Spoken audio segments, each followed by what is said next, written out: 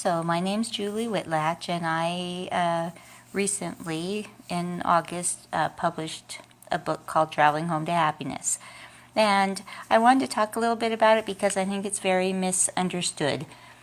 First of all, I never had children, and I very much feel for the first time like a mother, and that's a marvelous thing. I'm kind of getting it now when women were always, showing pictures of their kids. It's like I just want to show pictures of my little book and tell people about my book, and I think it's going to be so wonderful. It's going to go around and just, flap its wings around the world and change the world and make it better. And I'm sure that's how mothers feel about their little beings. So, it's kind of unusual. It's very much me. It's square, and I consider myself quite a square.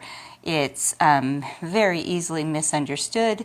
It looks kind of like there's not a lot of depth to it, and it takes a little investigating or a little time to get to know.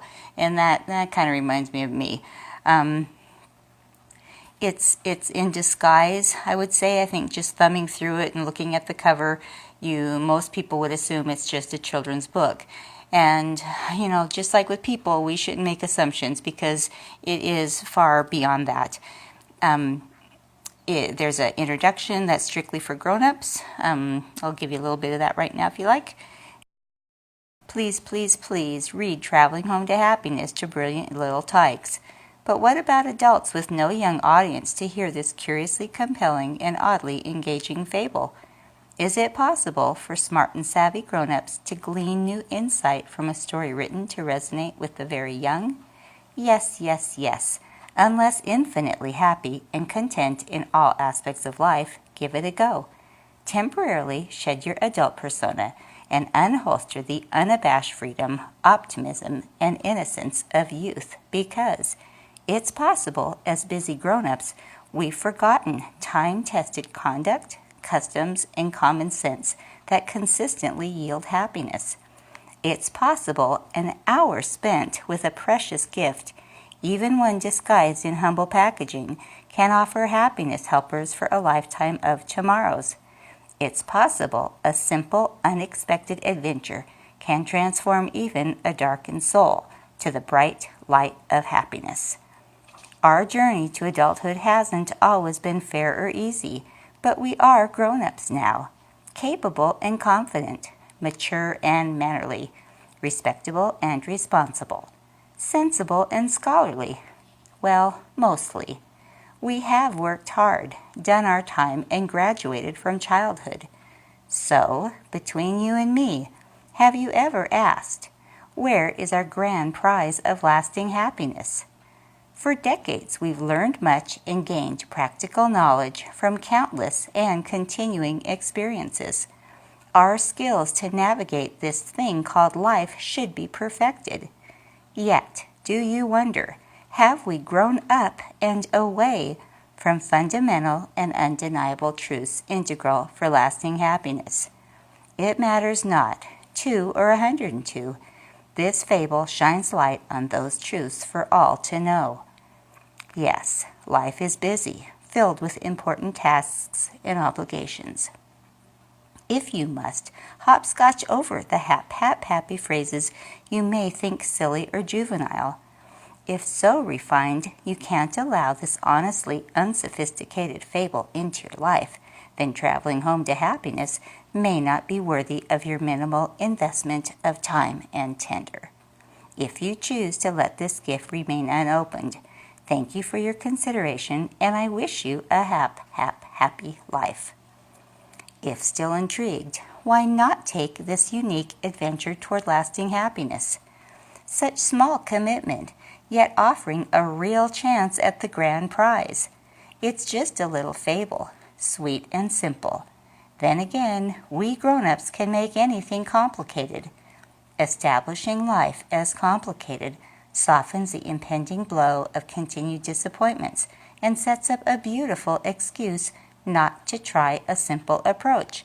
After all, it's too complicated, so some stay stuck in unhappiness. I don't understand that choice, but hopefully those poor souls realize it is their choice, freedom to be stuck. But wait, there's more. We each hold freedom to change, and with the gift of a new day, life is still in the making. Lasting happiness need not be elusive or complicated. Give yourself and this sweet story a chance. On your journey, prepare for happy smiles and maybe a tear or two, as unadorned yet essential keys to happiness are revealed during your whimsical romp with this friendly fable. Seems there are few certainties in life. Today, please count on this with confidence and clarity. Traveling Home to Happiness was written with love for you. And that's the introduction. So I hope you give it a go. It was conceived, printed, and certainly written and published in the United States of America. It's a hardback book, full color, and I have to say it's just really kind of a delight. It's $23.95 for the hardback. It's available kind of all over.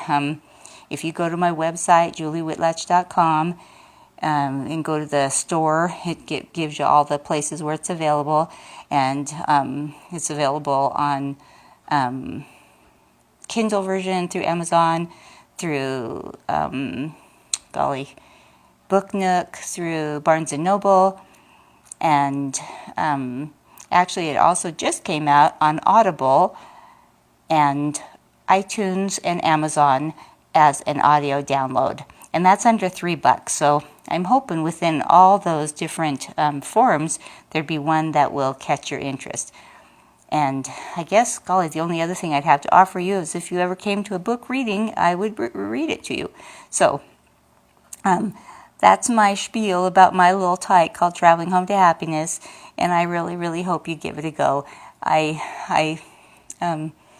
If I could afford to, I would give it to every man, woman, and child, because that's the readership I wrote it for. And my hope is someday, it will be in every school, every library, and be available to everybody, every single soul to come to know. So I hope someday soon you come to know Traveling Home to Happiness. And I love you, and thank you for letting me give this little Cliff Notes version and spiel on my little firstborn in print. Take care. I love you, and I hope you enjoy your journey traveling home to happiness.